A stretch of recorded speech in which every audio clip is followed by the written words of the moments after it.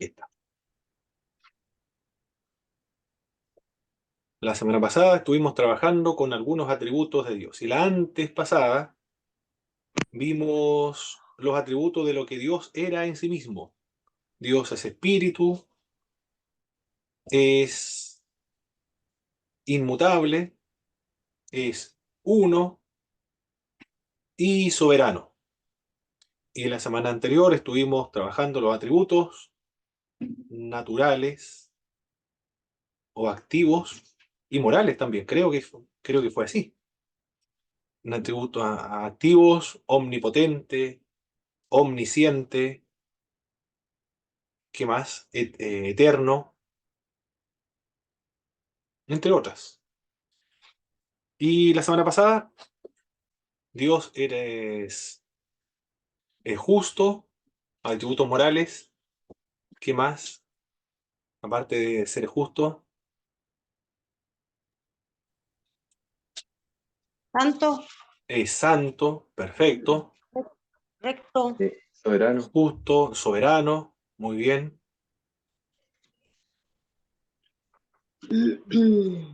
Bueno, eso, y amor, Dios es amor. Las características del amor de Dios es incondicional, no es variable, es racional, es voluntario, es sacrificial. Esas son las características del amor de Dios ágape. Hoy día vamos a trabajar con una de las doctrinas más importantes de la fe cristiana. La distintiva dentro del mundo cristiano y de los monoteísmos o de los pueblos y religiones monoteístas.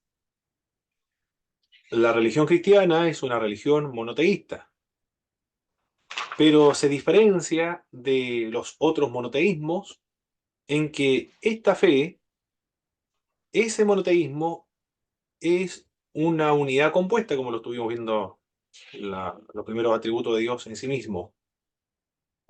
Es una trinidad, es un solo Dios en sustancia, pero son tres personas que lo componen. Esa es la diferencia de los otros monoteísmos. Y es la doctrina más importante de la cristiandad, tanto de las iglesias del Oriente como de las iglesias occidentales, y dentro de las iglesias occidentales está la católica y las protestantes. La teología cristiana es una teología trinitaria. Se hace teología desde la fe trinitaria. La oración es una oración trinitaria. Nos dirigimos al Padre por medio de Jesucristo, en el Espíritu Santo. La comunidad de fe, la iglesia, el cuerpo de creyentes, tiene como modelo, como paradigma para hacer iglesia, para conducirse, la Trinidad. Todas las doctrinas se fundamentan están relacionadas estrechamente con la Trinidad. La vida cristiana es una vida trinitaria. Es inconcebible ver la vida cristiana, la salvación, la iglesia, la escatología y toda la Biblia sin la perspectiva o sin la fe trinitaria.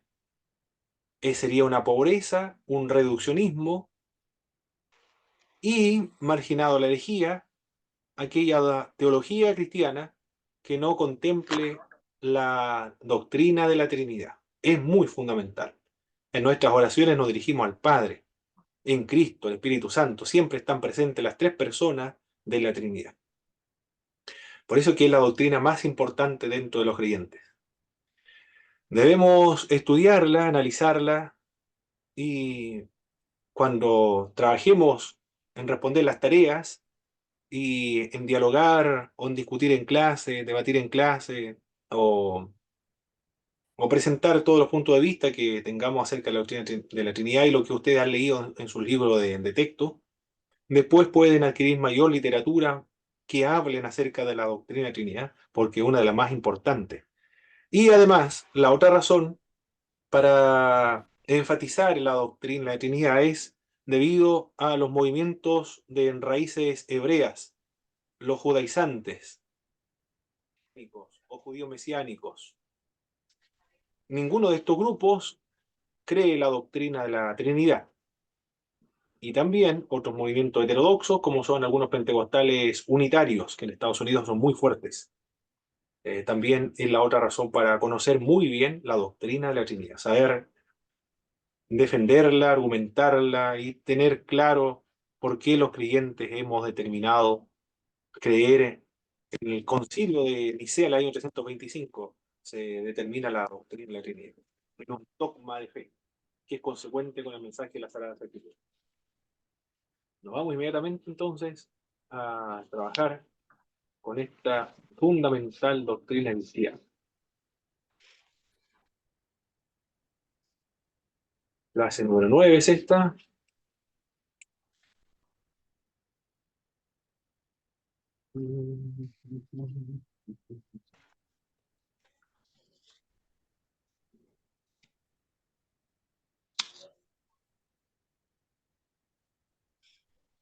Ojo, ¿qué va a comer?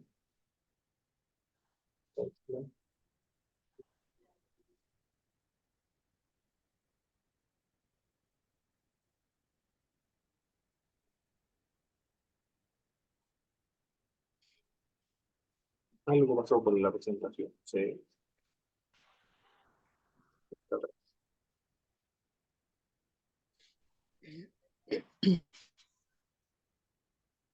Otra vez.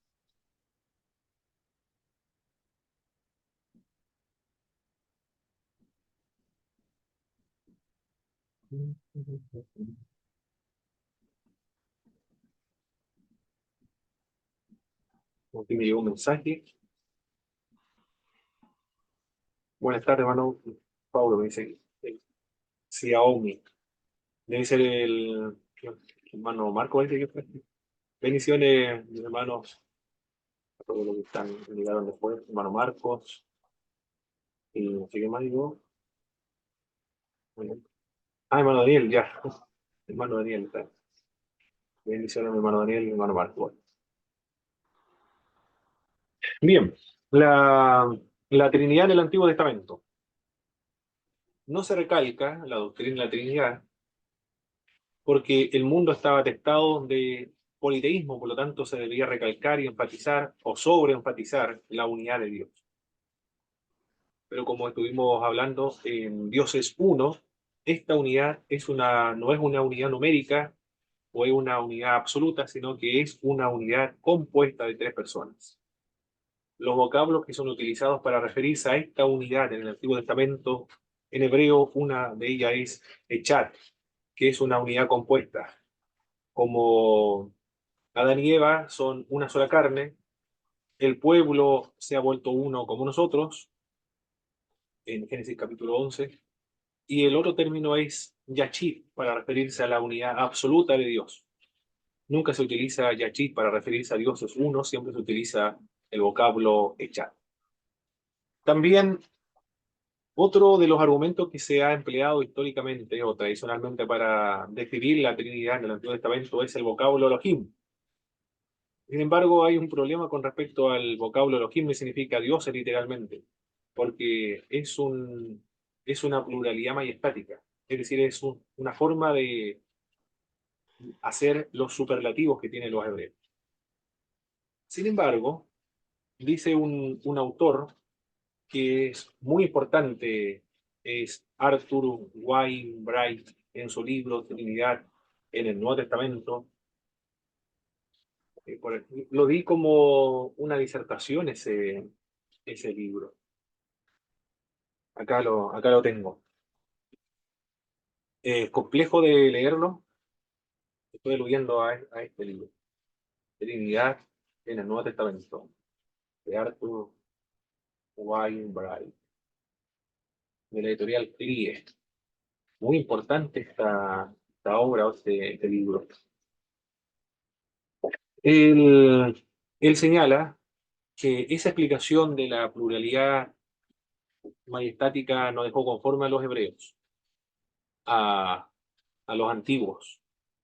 Por ejemplo, pasaje de Génesis 1:26, hagamos al hombre a nuestra imagen y semejanza, no son expresiones majestáticas o no son superlativos para referirse a Dios. No, por lo menos no quedaron conformes los hebreos. Y el Génesis 3:22, el hombre ha llegado a ser uno como nosotros. Se sigue hablando en plural ahí. Y en Isaías, capítulo 6, verso 8, ¿a quién enviaré y quién irá por nosotros? Está hablando en forma plural los miembros de la divinidad. El judaísmo lo ha explicado como un plural majestático, pero por otra parte, a los judíos les parece que estos pasajes necesitan una explicación adicional, dice el autor. Esos pasajes bíblicos de Dios hablando como si estuviese conversando con otra persona o de manera plural, en el libro de Jubileos, escrito en la segunda mitad del siglo segundo antes del Señor Jesucristo, afirma que en Génesis capítulo 1, verso 21, donde dice que Dios hizo, a ver, el 1:26, voy a leer el 1:26 para precisar el pasaje, no recuerdo exactamente la lectura. Génesis 1:26. Dijo al hombre, hagamos. Entonces dijo Dios, hagamos al hombre a nuestra imagen, como si estuviese conversando con otra persona. Hagamos al hombre a nuestra imagen y semejanza. Ese pasaje de Génesis 1:26. Y también el otro pasaje cuando el Señor dice, bajemos, en Génesis 11, bajemos y descendamos y confundamos sus lenguas. ¿Con quién está hablando Dios ahí? ¿Es una pluralidad majestática? ¿Es un superlativo? El escrito de Jubileo dice que el Señor allí está conversando con los ángeles. Parece que a los judíos entonces no les pareció suficiente explicación explicarlo como una pluralidad majestática, porque en Jubileos explica que ahí Dios está conversando con los ángeles. Filón de Alejandría, otro judío, pero que vivía en Alejandría, cultura griega. También dice él que tiene ciertos problemas para explicar la pluralidad que se encuentra en Génesis 1:26. Responde que Dios se dirige a poderes subordinados, que son inferiores a él, que no dañaban su unicidad. Filón de Alejandría tampoco le pareció suficiente. Un filósofo judío en Alejandría no le pareció suficiente entonces esa pluralidad de Dios o hablando como si estuviese con otro en el sentido superlativo, porque él dijo, está conversando Dios con poderes subordinados inferiores a él. En Génesis capítulo 11, verso 7, descendamos y confundamos sus lenguas. Esa expresión, Filón de Alejandría, lo explica diciendo que Dios está rodeado de potencias, aunque él mismo es uno. Está conversando con potencia. ¿A qué se referirá con potencia? Quizás esté pensando Filón de Alejandría en ángeles o fuerzas que son personales, pero él está diciendo, está conversando con alguien más para descender y no afecta su unicidad. Pero estas palabritas son clave de lo que está diciendo Filón de Alejandría. No afecta su unicidad. Lo dice un judío. Por lo tanto, estos términos o estas conversaciones plurales de Dios en el Antiguo Testamento, a los judíos les trajo algunas complicaciones por las que tuvieron que reforzar con argumentos adicionales esas expresiones plurales de Dios, con la finalidad de defender su unicidad. Para nosotros los creyentes, esos mismos pasajes bíblicos está aludiendo allí a la unidad compuesta de Dios. encontramos en sus pasajes bíblicos evidencia de la Trinidad en el Antiguo Testamento. El Talmud, otro documento de los judíos de Jerusalén, se argumenta en Génesis capítulo 1, verso 27. Se refiere a un solo Dios y nada más. No se refiere a otro Dios. Génesis 1, 27, voy a leerlo aquí. Y creó Dios al hombre a su imagen, a imagen de Dios lo creó, varón y hembra lo creó, o hagamos al hombre a nuestra imagen y semejanza, el verso 26. Él dice que está conversando, que se refiere a un solo Dios. Y en el 26 tendrá que referirse también a un solo Dios. No está hablando bueno, lo que está diciendo el Talmud es que existe un Dios, no hay más de dos dioses. Porque para los judíos estos versículos bíblicos les causó consternación. Fue muy complejo explicarlos para ellos. Filón de Alejandría, el Talmud y el libro de Jubileos tratan de explicar estos pasajes bíblicos donde Dios habla en términos plurales en el Antiguo Testamento. Y también los targúmenes arameos. Los targúmenes arameos son traducciones de la Biblia hebrea al arameo. Se le denomina los targúmenes arameos. Causó perplejidad también a los judíos cuando tradujeron esta Biblia.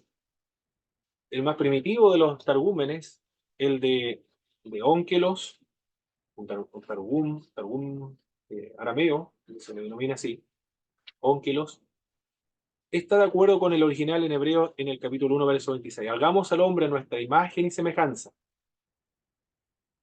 Lo traduce tal cual como está en el hebreo originalmente.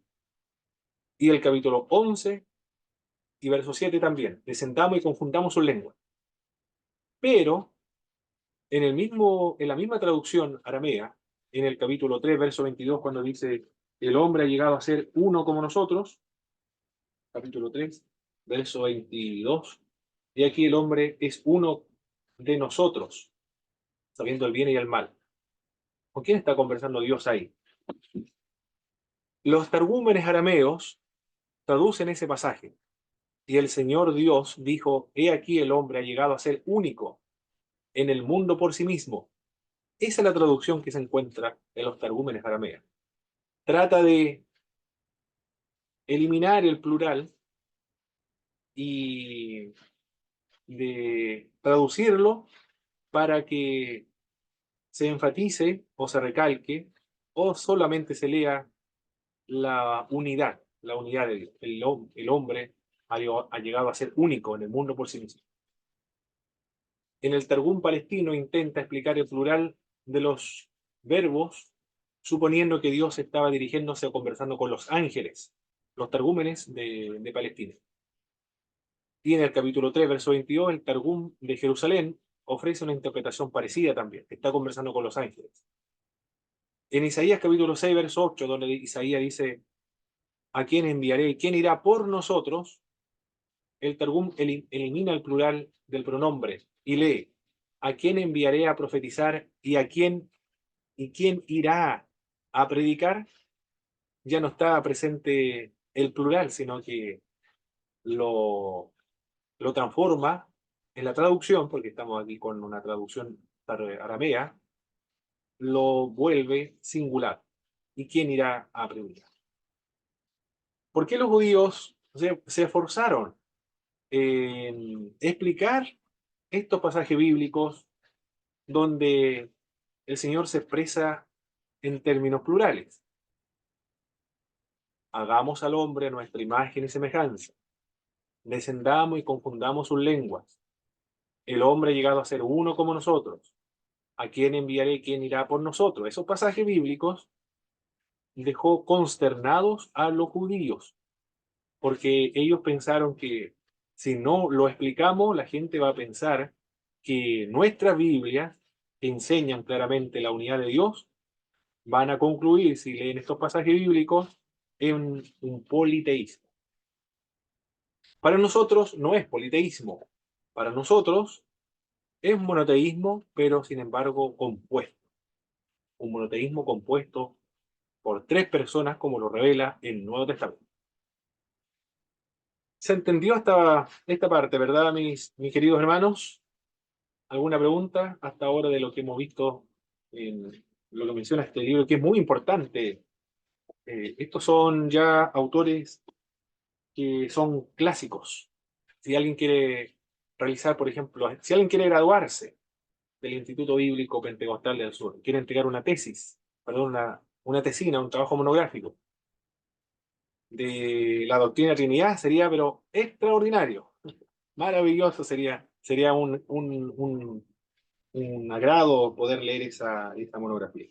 Y estos son los libros, este es uno de ellos, que tendría que ya leer de la doctrina de la Trinidad. Lo mismo que yo le comenté, porque son libros clásicos, pesos pesados, son especializados en doctrina. Hermano Roberto, ¿iba a decir algo? Sí, ¿habrán habido judíos que sí hayan creído en la Trinidad? O sea, porque igual la Trinidad se revela de alguna forma en el Antiguo Testamento, ¿verdad? Así- O, Ninguno, no mi sé. hermano, en el Antiguo Testamento ninguno.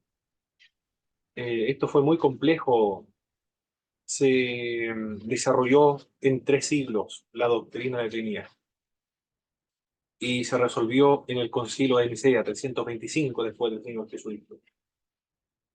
Y la necesidad de identificar o definir o explicar la naturaleza íntima de la divinidad o de Dios surge precisamente gracias a las herejías, gracias a muchos grupos, muchos herejes.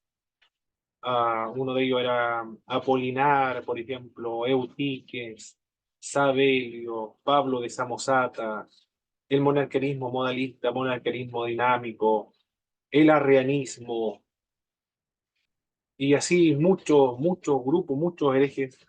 La iglesia lo consideró como hereje, pero en realidad lo que ellos están haciendo es tratar de conciliar el monoteísmo que enseña la Biblia con lo evidente de lo que Jesucristo pretendió y lo que enseña el Nuevo Testamento, de que Él es Dios.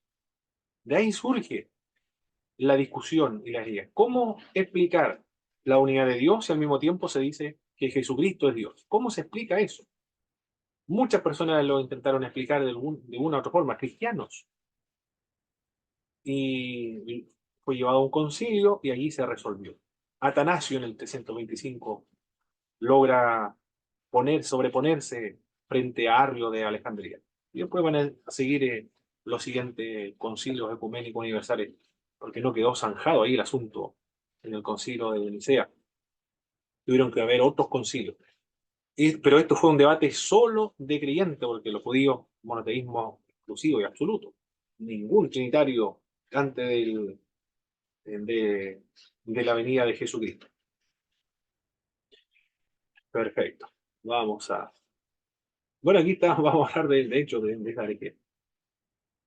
El Antiguo Testamento contiene indicios, sin embargo, del carácter trinitario. El Señor habla en primera persona plural. 1.26, hagamos al hombre. 3.22, el hombre ha llegado a ser uno como nosotros. Génesis 11.27, a que descendamos y confundamos sus lenguas. La aparición del ángel de Jehová también es otra evidencia de la doctrina Trinidad, porque es el ángel, es otro de Dios, pero al mismo tiempo se identifica con Dios. Hay en Éxodo capítulo 3, verso del 1 al 4, usted se puede percatar del ángel de Jehová, descendió allí, la zarza se comenzó a arder, pero no se consumía, y Moisés va a conversar y conversa cara a cara con Dios, y Dios le dice, es decir, ya está hablando Jehová, primero dice ángel y después Dios mismo el que está hablando con Moisés. Por lo tanto, ahí ya hay una teofanía, pero se diferencia de Jehová en un sentido, después se identifica con Jehová. Ya esa teofanía está aludiendo o es un argumento para sostener la doctrina de la Trinidad. Errores antiguos sobre la Trinidad. ¿Cuáles son estos errores antiguos de la Trinidad? Son muchos errores, ¿eh? La Iglesia lo ha considerado, lo ha visto como herejes. pero hay que ponerse en la historia, hay que ir a la historia, hay que estar allí. Hay que comprender a, no sé si identificarlo como hermano o no, pero eh, no creía lo mismo que nosotros, pero es que ellos no tenían no hay ninguna referencia para creer. Lo que nosotros creemos así, correctamente, gracias al trabajo que hicieron los demás. Eh, Trataron de definir, articular y precisar lo máximo que pudieron la doctrina.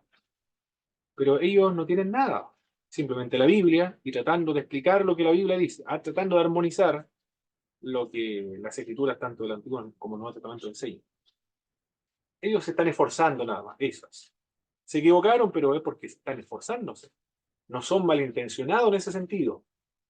No lo podemos ver como enemigo de la fe, por lo menos yo no lo veo así. Que no lo comprendo porque ellos no tienen de dónde tomarse para defender un dogma. Ellos están tratando de resolver un problema que han visto en la Biblia. Cómo conciliar, cómo compatibilizar el monoteísmo con el hecho y la realidad de que Cristo sea Dios. Una de estas explicaciones se le denominó el subordinacionismo. Consiste en creer que solo el Padre es el verdadero Dios, siendo las otras dos personas creadas, nunca igual al Padre, aunque participantes de lo divino, pero participante de lo divino, no igual al Padre, y son creados. Son participantes de lo divino, pero no son eternos, no tienen la misma sustancia, son diferentes al Padre. A eso se le denomina subordinacionismo, porque el Padre está subordinado perdón, el Hijo está subordinado al Padre, y el Espíritu subordinado al Padre y al Hijo. Se designa al subordinacionismo a una postura cristológica trinitaria, que tiende a hacer de Cristo una realidad inferior y subordinada al Padre, así como del Espíritu una realidad subordinada a Jesucristo. A eso se refiere el subordinacionismo. Y ellos intentaron resolver ese problema. Hay un solo Dios, pero también Cristo es Dios, y también el Espíritu Santo es Dios. Entonces ellos dijeron, Jesús es creado, el Espíritu de Dios también es creado, participan de lo divino, por eso son divinos, porque participan de lo divino, pero no son Dios, aunque tienen elementos de la divinidad.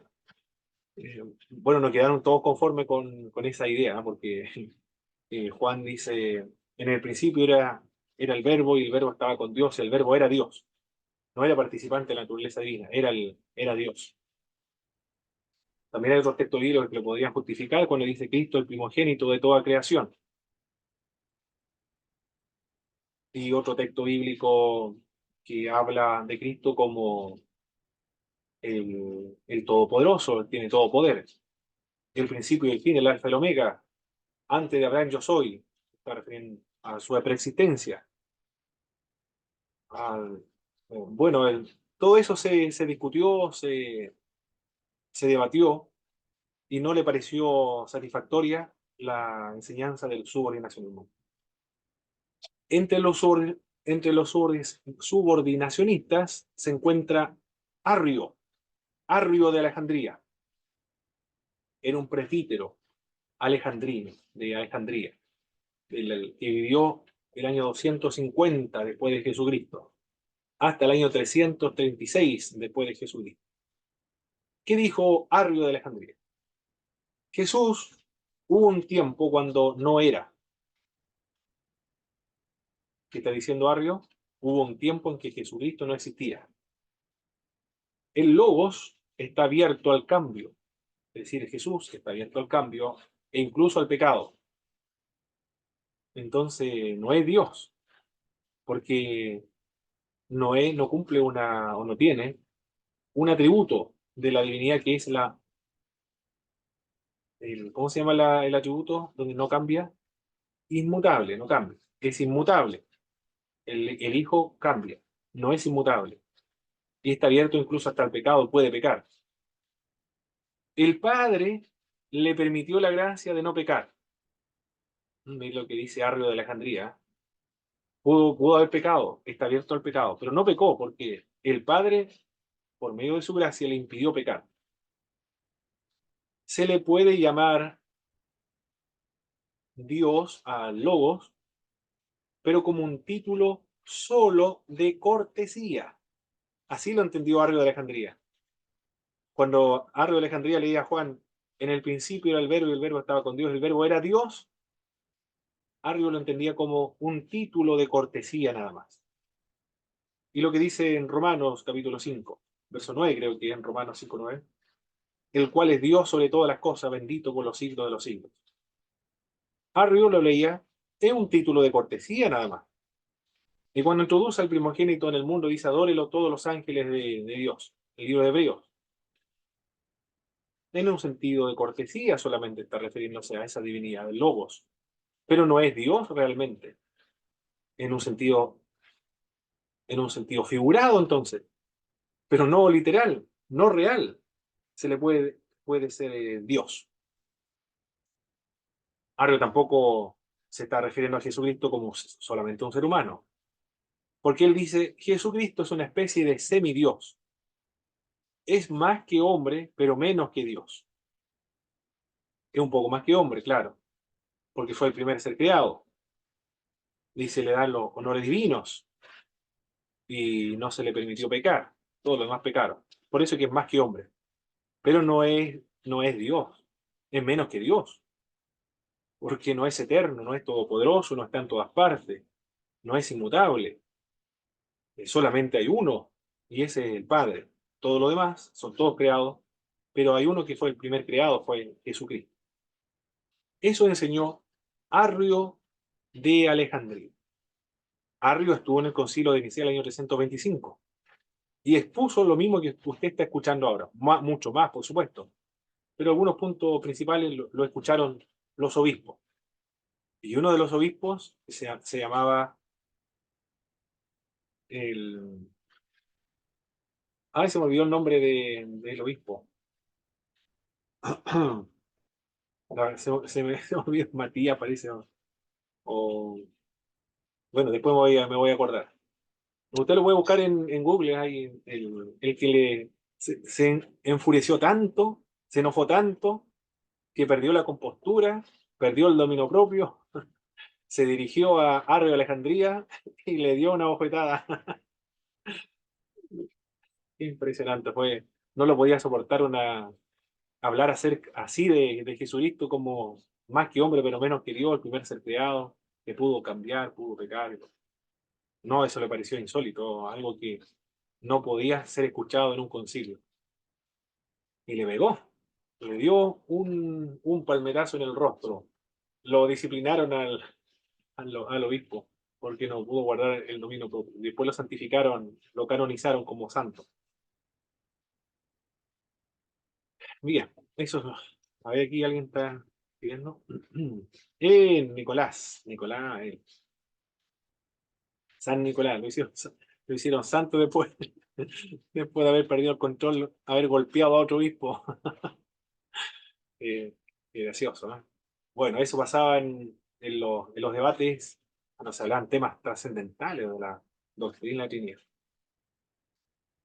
El, el otro grupo de los subordinacionistas son los macedonianistas. De Macedonio, el año 370 después del Señor Jesucristo. Surge después de Arrio, porque Arrio estamos hablando del año 325, en el Concilio de Nicea estuvo ahí trabajando. Hace del Espíritu una criatura del Hijo. A eso se le denomina el subordinacionismo. Jesús está subordinado al Padre, es inferior al Padre, no es igual al Padre, y el Espíritu Santo es una criatura del Hijo. Es una criatura también. El monarquianismo. Otro de los grupos son los monarquianistas. Dentro de los monarquianistas está el monarquianismo dinámico, ¿Qué dice el monarquianismo dinámico? Admite una sola persona en Dios. Hay solo una persona. La unidad lo ve él, los monarquianistas, como una unidad numérica. Cristo es un mero hombre, dice el monarquianismo dinámico. Se le concedieron honores divinos, pero sin llegar a ser nunca de la esencia misma de Dios. Los monarquianistas dinámicos dicen, o sea, también se le puede denominar a Jesucristo como Dios, pero en un sentido honorífico, casi lo mismo que decía Arrio, en un sentido de un título de cortesía, nada más, pero no de realidad. Aquí están tratando de defender el monoteísmo, ¿eh? Como usted se ha dado cuenta, ninguno de ellos es malintencionado, ni Arrio, ni Macedonio,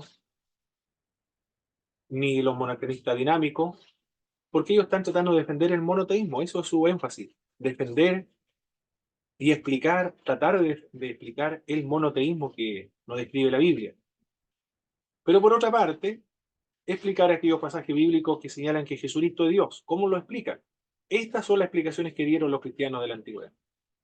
Todos son cristianos, son presbíteros, personas que enseñan en las iglesias, predican en las iglesias, dirigen iglesias. Y otro grupo son el monarquianismo modalista o el monarquianismo denominado también el monarquianismo sabeliano. ¿Quién era Sabelio? Un Sabelio del siglo III después del Señor Jesús. Enseñó que la Trinidad es una Trinidad en su manifestación, pero no en su esencia. Estas manifestaciones son modos.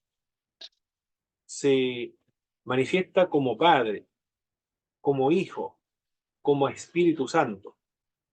Pero no son tres personas, sino que son tres modos, tres formas en la cual la única persona dentro de la divinidad se manifiesta. Utilizó el término prosopa, papeles, no el término de personas, papeles en la cual esa persona se manifiesta. Tuvo cuidado, ¿eh? De utilizar el término prosopa, papeles nada más, pero no personas, porque no creía que dentro de la Trinidad o dentro de la divinidad existían tres personas, sino una sola persona, pero manifestada de tres modos distintos. En una oportunidad conversé con un pastor que era de las raíces hebreas y le pregunté, porque yo sabía que ninguno de las raíces hebreas o judíos mesiánicos cree la doctrina de Trinidad. Entonces le pregunté si creía en la Trinidad y él dijo, sí, claro, yo creo en la doctrina de la Trinidad. Creo en el Padre, en el Hijo y en el Espíritu Santo. Pero después le seguí insistiendo si lo podía precisar un poco más lo que él creía, si creía que eran tres personas diferentes, eh, que se podían distinguir dentro de esa divinidad. Ah, bueno, ahí está el problema de nosotros los evangélicos, decía.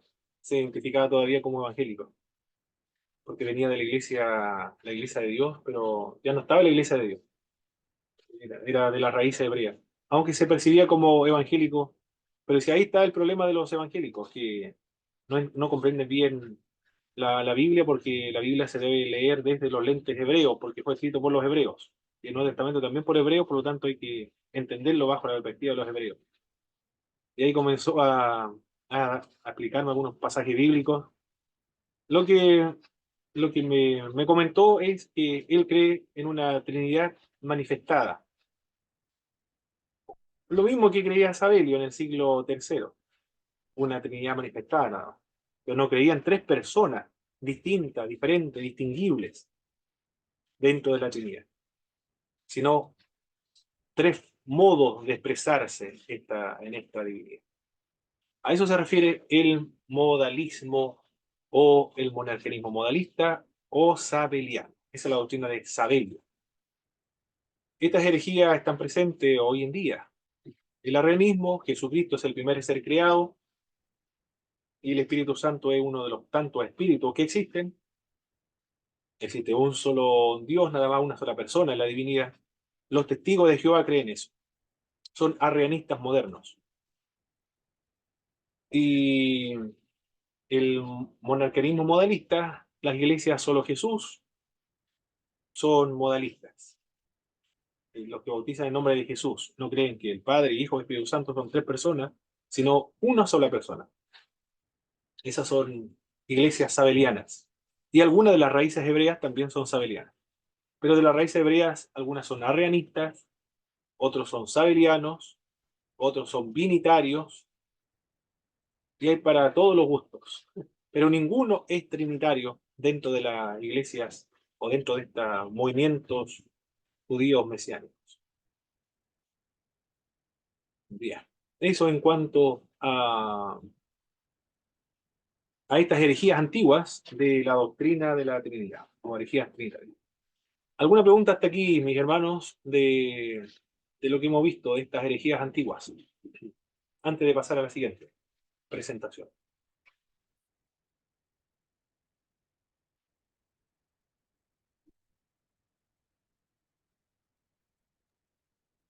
Hola, profe, Bendición, hermano bendiciones. Luis. Amén. Consulta cuando decimos entonces que Dios es manifestado en tres personas, ¿está mal dicho entonces? Se manifiestan tres personas. ¿Mm? ¿Está bien? Se manifiestan tres personas. Claro, Padre, Hijo Ah, y ya. Espíritu Santo. En modos, en tres modos diferentes, ahí sí estamos en problemas. En tres modos o tres formas, ahí sí estamos en problemas. Porque Ah, sería el ya, ok. lenguaje muy parecido al monetarismo modalista o sabeliano. Claro, claro, ya entendí. Pero claro, en persona está bien porque son tres personas diferentes y se distinguen dentro de la Trinidad. Sí, está bien ahí, hermano, Luis, y lo presentamos de ese modo. ¿Alguien más, mis hermanos? Nadie más, está claro hasta ahora, ¿verdad? Estas herejías. Em, una consulta, Sí, hermano, respecto a lo solo Jesús, que la otra vez yo conversaba eh, con una persona que me decía que, claro, que pertenecía a una iglesia de los solo Jesús acá en Temuco, Padre Las Casas. correcto. Y yo le preguntaba que cómo era la iglesia. Y me hacía que era muy, muy, muy parecida a como son nuestras iglesias pentecostales, que incluso, no sé, pues ellos también creen en los dones, en la manifestación, en la profecía, en la danza, en todo eso, pero eran unicitarios. Entonces eso igual Exacto, me generó como, ¿y cómo pasa eso entre la iglesia? exactamente, sí. Así es, son unicitarios, o sabelianos, o de la doctrina monarquianismo modalista. Eso, ¿verdad? Y son muy fuertes, son muy poderosos, son grandes, ese movimiento. Y Otra de disculpe, la las, última. sí, En ese caso, hermano, para Dios, por ejemplo, el hecho de que hayan hermanos que no crean en la Trinidad es algo que incluso no es salvífico, ¿verdad? mm, no sabría decirle eso, hermano Roberto. No sabría decirle eso.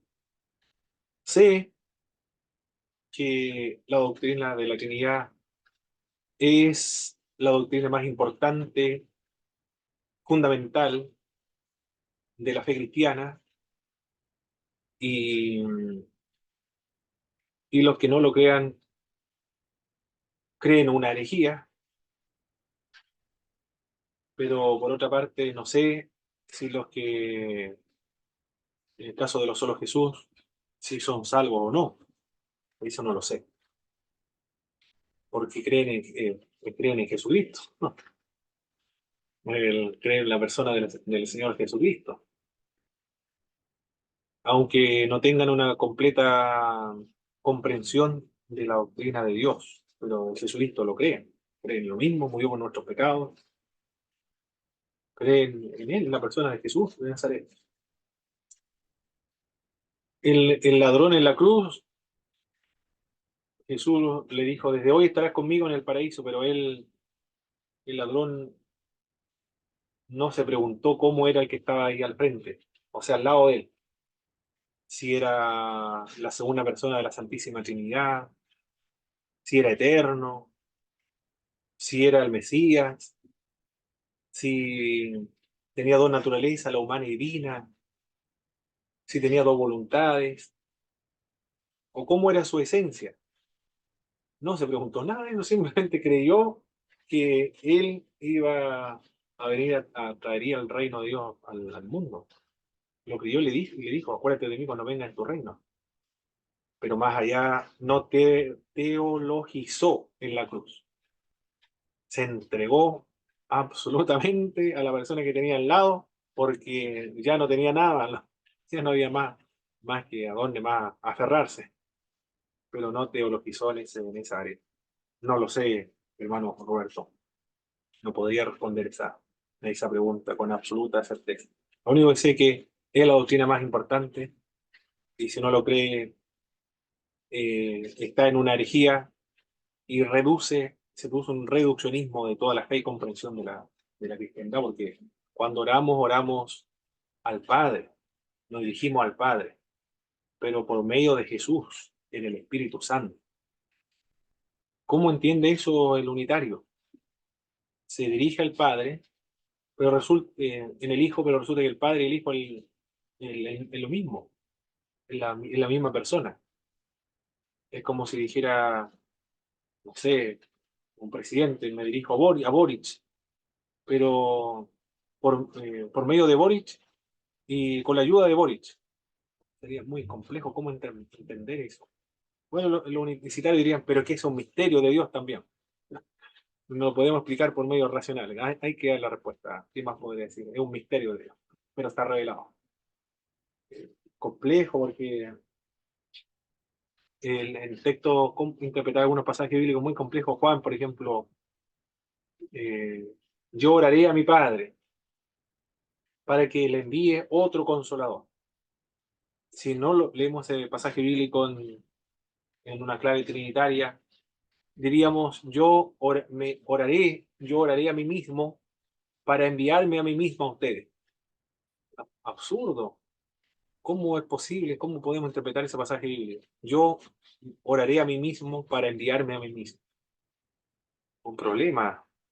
Es complicado interpretar la Biblia sin la doctrina trinitaria.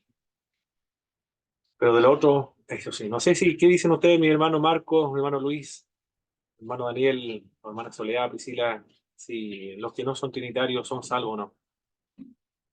Pues yo me declaro ignorante. Profe, pero acotando de que en ese entonces cuando el ladrón estaba junto a Jesús, no estaba toda la revelación completa o el canon bíblico completo. Ahora sí lo tenemos Así y es. entonces tenemos la revelación completa para poder tener una buena fe, por decirlo así. Correcto, En ese entonces no correcto. estaba toda la revelación completa. Exacto. Es verdad. Eso es verdad, mi hermano Luis. No hay una revelación completa. Ahora sí está la revelación completa. Muy bien, muy bien. Hermano Marcos, si está hablando el hermano Marcos, está muteado, ¿ah? Porque no se escucha o tiene problema con el micrófono. Muy bien. Va a tener que escribir lo que está. Si está hablando, va a tener que escribirlo porque no hay problema con el micrófono. Muy bien, vamos a continuar entonces. No sé qué más, ¿tiene alguna opinión con respecto a esa pregunta, hermanos, hermanas? Nadie más. Muy bien, continuamos entonces. Ah, habíamos quedado aquí en el triteísmo.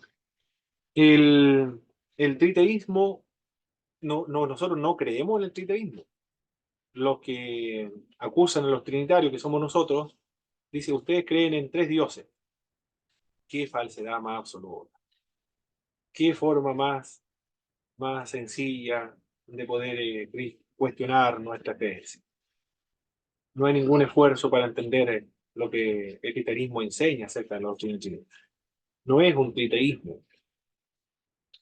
El triteísmo sostiene que las tres personas divinas son tres individuos de la misma naturaleza divina. Esto es, tres dioses iguales en todos los atributos o perfecciones del ser divino. Para explicarlo más, para dejarlo más claro, el triteísmo cree en tres sustancias divinas diferentes. Eso es. A ver si lo logro hacer un cuadrito acá. Un cuadrito. Aquí. Esto sería una esencia divina. Sería un Dios, entonces. Otra esencia divina diferente, distinta. Sería otro Dios. Y otra esencia distinta. Tres esencias distintas. Eso sería el triteísmo. Pero el monoteísmo cristiano es una sola esencia. Es solo una sola esencia. Cuando hablamos de Dios, hablamos de una esencia. Cuando hablamos de divinidad, nos referimos a una esencia. Pero dentro de esa esencia hay tres personas. Hay tres personas que lo componen. Tres personas. Estas tres personas son diferentes, son distinguibles, son autoexistentes en sí mismas, pero que comparten la misma y única naturaleza. No son diferentes esencias, sino la misma esencia. Y, y ellos tres forman esta esencia que es una, que es Dios. Eso es lo que quiere el monoteísmo y la diferencia con el triteísmo. Creo que lo expliqué bien, ¿verdad, mis hermanos? Cuando hablamos del triteísmo y monoteísmo. Nosotros no somos triteístas, somos monoteístas. Dentro de esa divinidad hay tres personas. Definamos entonces la Trinidad. Hay un solo Dios verdadero, uno solo, monoteísmo, ¿no? Pero en la unidad de la deidad hay tres personas. Y estas personas son coeternas. Siempre han existido, nunca fueron creados. Coiguales. No hay subordinacionismo acá. Iguales en sustancia, pero distinguible en subsistencia. Esa es una muy buena definición acerca de esta doctrina de la Trinidad. Voy a borrar esto. ¿Sí?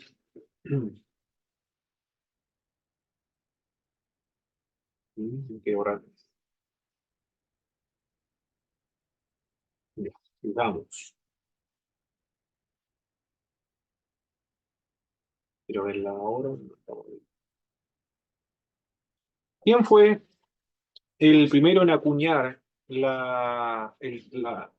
término o la doctrina que nosotros conocemos como Trinidad?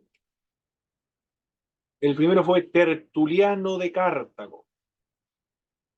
Ese fue el primero. Y después va a terminar como montanista. Los montanistas creían en las lenguas, profecías, entre otros.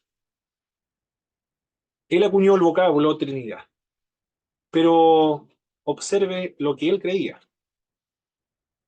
Decía el tertuliano, hay una unidad en sustancia. Una unidad en sustancia. Hasta ahí vamos re bien, ¿eh? Creemos lo mismo. Pero una Trinidad en forma y aspecto. Una Trinidad en forma y aspecto. ¿Qué habrá querido decir con eso? En el momento en que quiso crear al mundo, engendró al Hijo. Dijo Tertuliano. Ah, entonces aquí el Hijo no es eterno. No es eterno entonces. Según lo que dice Tertuliano, fue creado.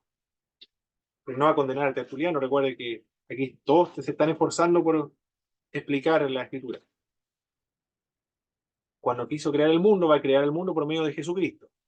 Entonces, para crear el mundo por medio de Jesús, va a engendrar al Hijo, quien habitaba con el Padre. Ah, habitaba con el Padre, ya. Pero habitaba como la razón de modo interno. Es lo que está diciendo Tertuliano. Es eterno, pero en el sentido de que él era la razón, como el pensamiento. Vivía en Dios, Padre, como un pensamiento. En ese sentido eterno, porque siempre de la eternidad ha estado en su pensamiento, de engendrarlo, pero se externalizó cuando se convirtió en el logos, se externalizó.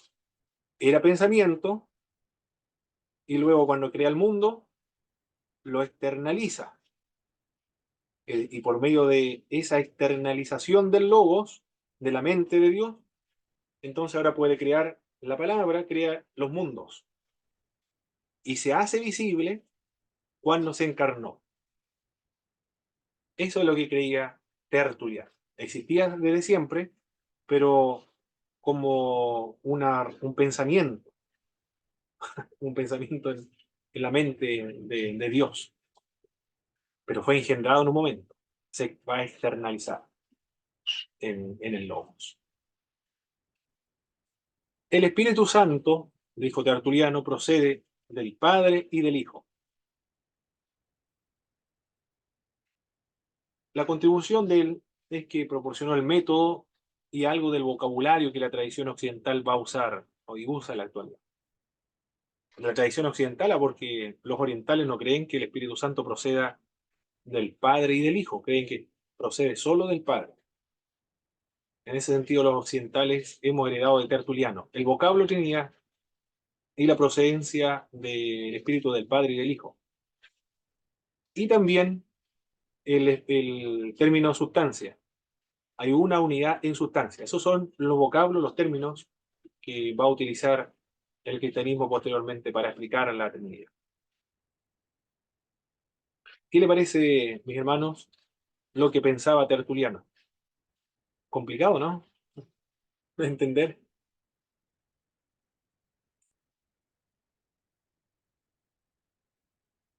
Ahí están tratando de entender el misterio, ¿eh? Lo más íntimo de Dios. Llegar a entender su misma esencia, cómo están compuestos. Pero por lo menos de lo que ellos nos han revelado, o Dios nos ha revelado.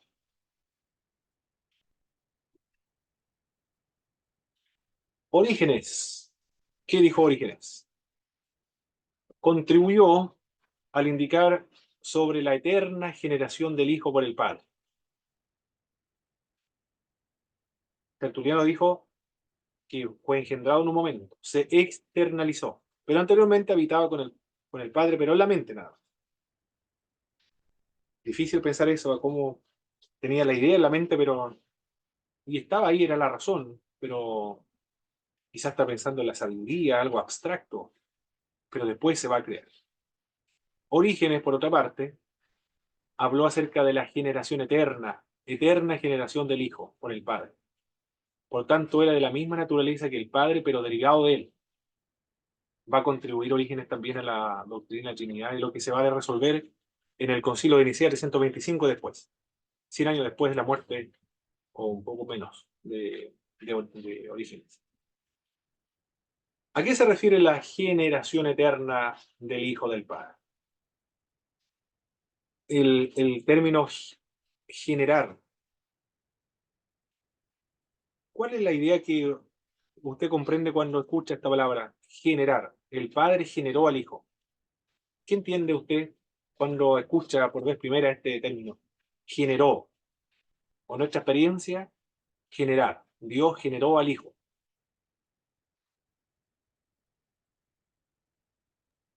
Como que lo hizo, lo formó. Como que lo formó o lo hizo, ¿verdad? Hermana Soledad, Como que era necesario que fuera. que fuera. Y pareciera que antes no era. ¿Eh? Esa impresión da. Pero eso no es lo que quiere expresar Orígenes. Orígenes se asegura. Dice, pero esta generación es eterna. Y ahí se soluciona el problema. Es decir, eternamente ha sido generado. Es decir, nunca fue creado. La idea de generar es hacer o formar. Bueno, Dios lo hizo, lo formó, pero eternamente. No en un momento que no era, como dijo Barrio, y luego comenzó a existir. O como dijo Tertuliano, existía como en la mente nada más, y después se externalizó. Orígenes dice que esta es una generación eterna, se formó, se hizo desde toda la eternidad, por el hecho de proceder del Padre. Es decir, el Hijo, Él es Hijo porque tiene un referente como Padre, un presupuesto como Padre. Por eso es Hijo, porque ha sido generado por el Padre, pero no en un momento, sino desde toda la eternidad. Él es Hijo y es Dios porque se ha originado del Padre y comparte la misma naturaleza con el Padre. Por eso que Él es Hijo. Y Él es el Padre porque presupone a un Hijo. Ese Hijo se ha derivado, pero eternamente de Él. A eso se refiere la generación eterna del Padre. Yo lo encuentro esa aplicación formidable para explicar el hecho de que Jesús sea el Hijo desde la eternidad y Él es el Padre. Por tanto, era de la misma naturaleza que el Padre, pero no derivado de Él. La debilidad de Orígenes consiste en relegar al Hijo y al Espíritu Santo a un rango inferior al del Padre. Entonces, algunas enseñanzas de Orígenes eran subordinacionistas también, al señalar que el Padre y el Hijo eran coeternos, pero no coiguales. Eso es el problema que tenía Orígenes, ¿eh? El Hijo es coeterno, pero coiguales no. Ahí falló Orígenes en su definición de la doctrina trinitaria. Los concilios de Nicea 325 condenó toda forma de subordinacionismo. Constantinopla, en el año 381, se opuso a la enseñanza de que el Espíritu era subordinado al Padre y al Hijo. Pero así lentamente se va a ir desarrollando a medida que transcurre el tiempo la doctrina de la Santísima Trinidad.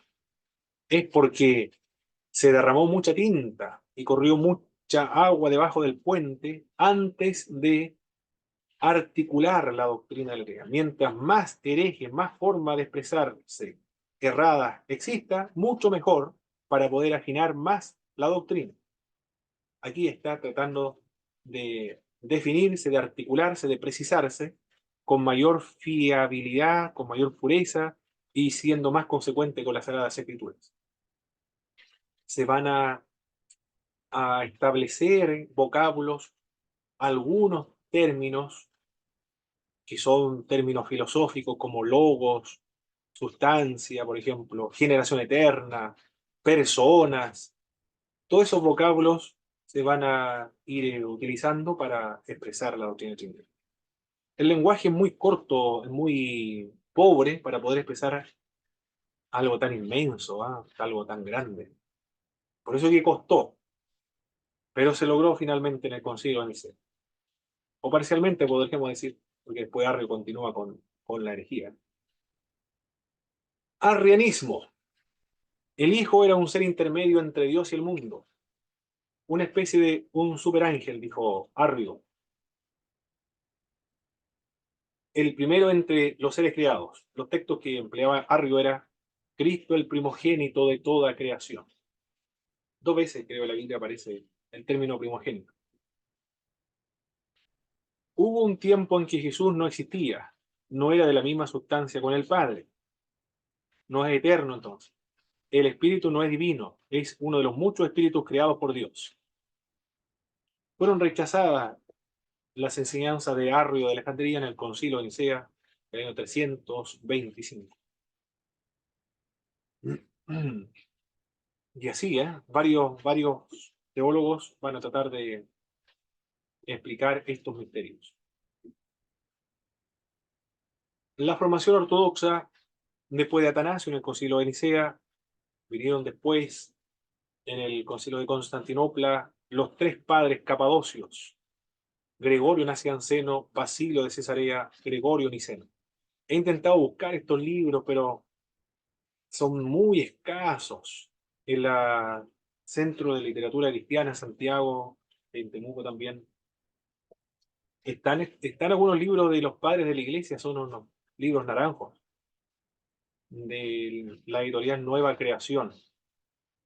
Pero hay uno en particular que ando en busca de ese libro, pero no lo encuentro, ni en Busca Libre, ni en Mercado Libre. Se llama Los 5 discursos teológicos de Gregorio Nacianceno. Es el libro que ando en busca, porque ahí está la mayor precisión o uno de los escritos de los campeones del Concilio de Constantinopla. Ellos fueron los que estuvieron participando ahí, los 3 capadocios. En ese concilio expusieron la doctrina de la Trinidad claramente. Lo que está escrito ahí es lo mismo que ellos expusieron en toda su vida y en el concilio de Constantinopla, 381. O sea, alguna vez lo publicaron, pero ya en una semana yo creo que ya estaba todo agotado en varias partes.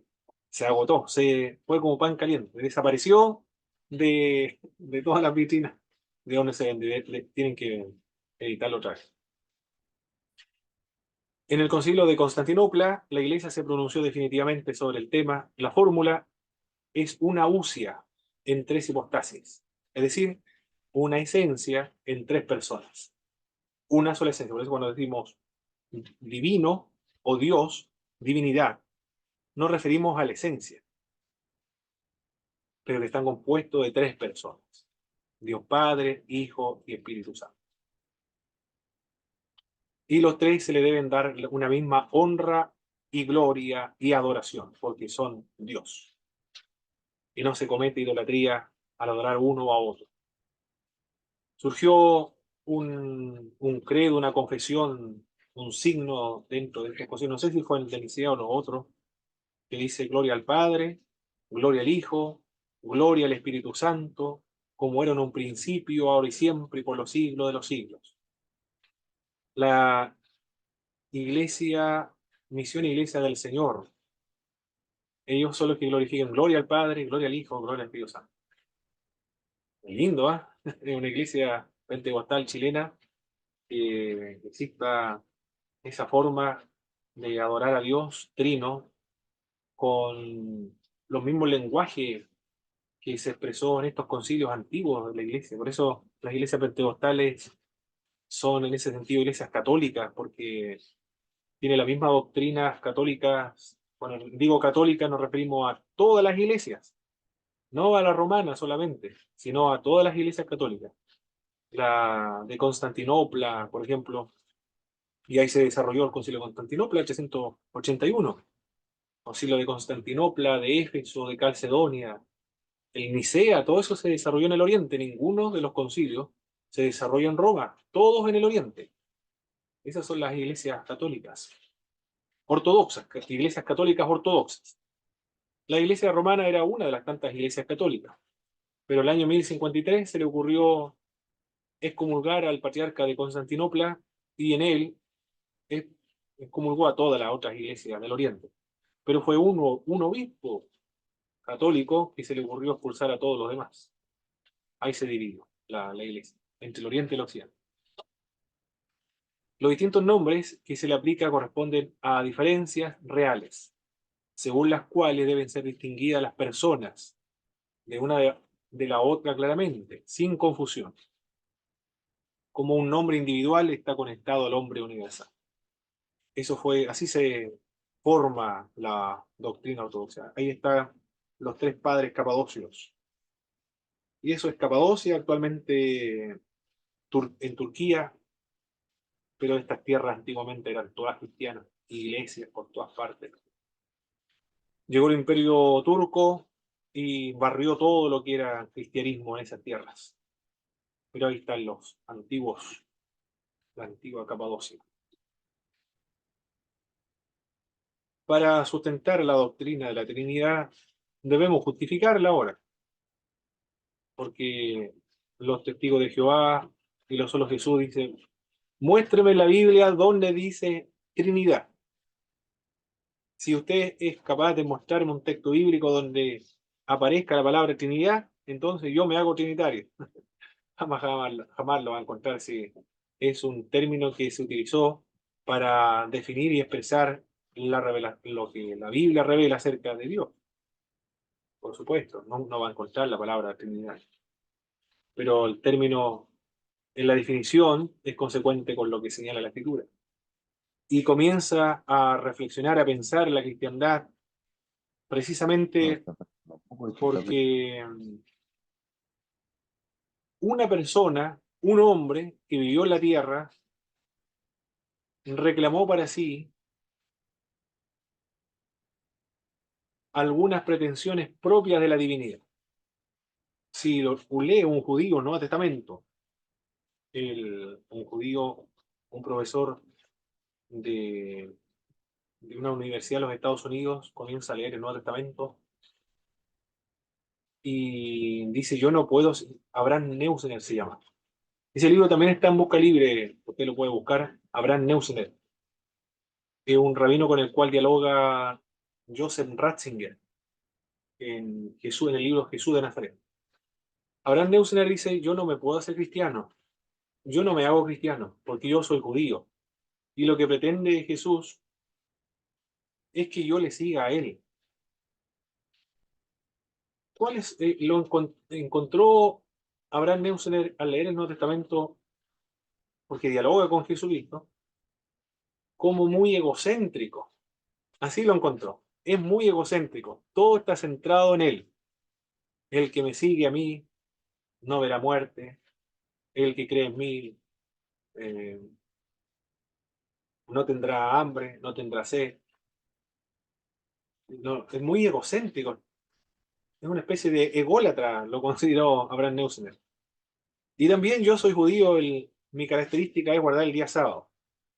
Y después este hombre, que yo leo en el Nuevo Testamento, dice Abraham Neusner, me está diciendo que él es el Señor del sábado, que es un día que Dios consagró, santificó para que nosotros imitáramos a Dios.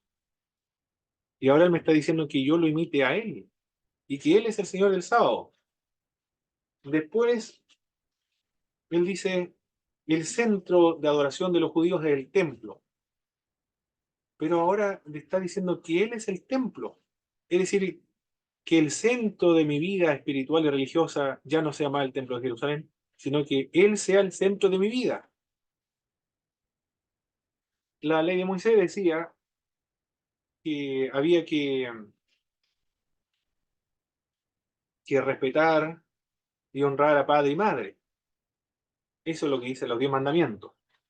Y Jesús, que revela el Nuevo Testamento, los evangelios, está diciendo que el que no deja a padre y a madre y le siga a él no es digno de él. No, eso ya es demasiado, dice Abraham Neusner. Y después, que en el Antiguo Testamento salvación solamente está en Dios. Y después dice el que crea en Él para ser salvo. También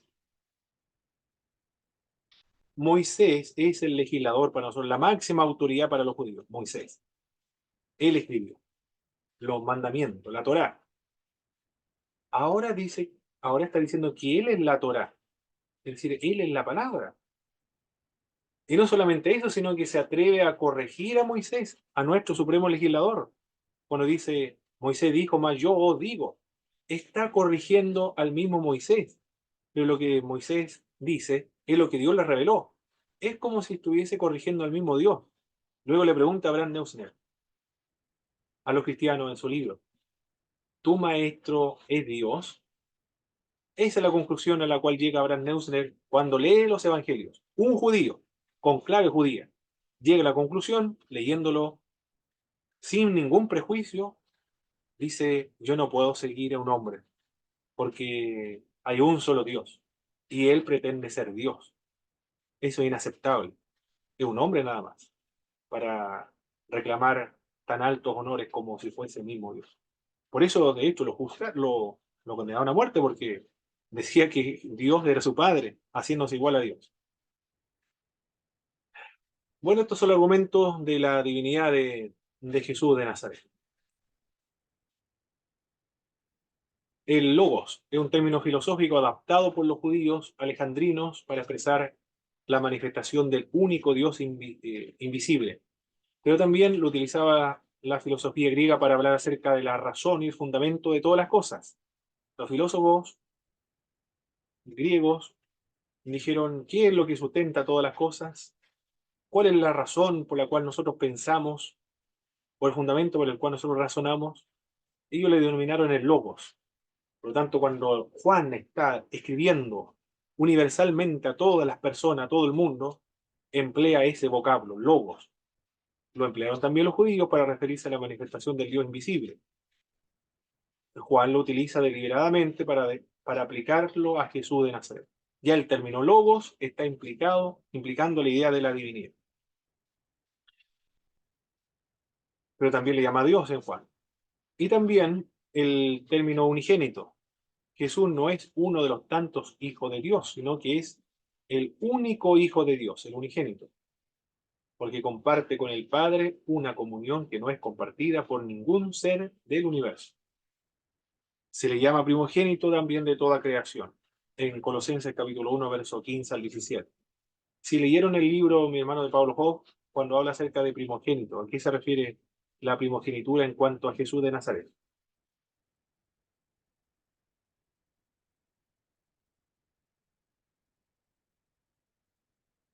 Bueno, sí, Pablo Hoff lo mencionaba con claridad ahí, pero hablaba cuando comentaba acerca de la divinidad de Jesucristo.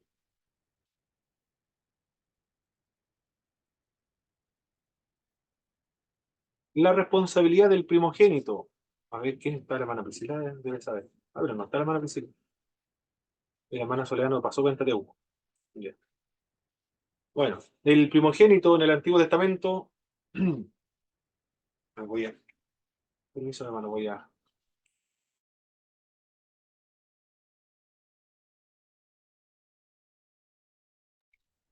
Ahora sí.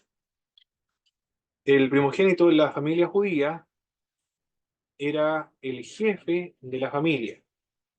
Cuando el papá no estaba presente, estaba la guerra o había muerto. Era el jefe de la familia.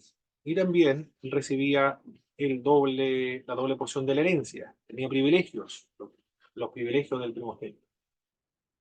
Por lo tanto, cuando a Jesucristo se le aplica acá el vocablo primogénito de toda creación, se debe interpretar en ese sentido de los judíos, de ser el jefe de toda creación, en cuanto a rango, en cuanto a posición, pero no en el sentido de creación, solo a rango.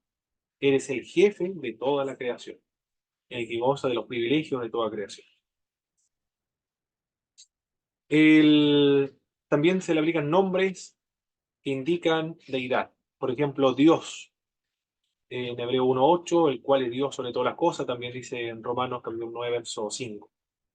Juan también dice que Jesucristo es Dios, y el verbo estaba con Dios, y el verbo era Dios, dice Juan capítulo 1, verso 1.